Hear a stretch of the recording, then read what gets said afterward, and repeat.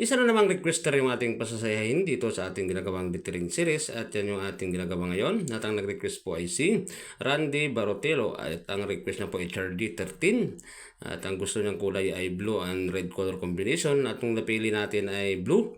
Dahil mas malamig sa mata, ayan Lord, sana makita mo ito, sana panood mo at magustuhan mo, tuloy mo i-share mo na rin po para mas marami makapanood natin ginagawang video tulad ng request mo.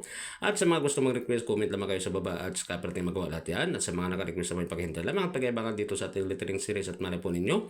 Sa inyo na yung ating susunod na gagawin at hindi po posible na magawa natin yan dahil tulad itong kay Randy, ginagawa na natin sa kanya kaya abangan nyo lamang po at promise gagawin natin yan. Ang ginamit natin na kulay yan ay yung latex color blue. Nagmix din tayo ng talo blue at saka hinaluan natin ng konting puti para po mag-light ng konti.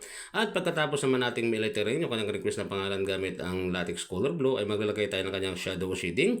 At napili natin kulay ay yung latex color light blue para po mag-blend yung kulay at para po mas malamig sa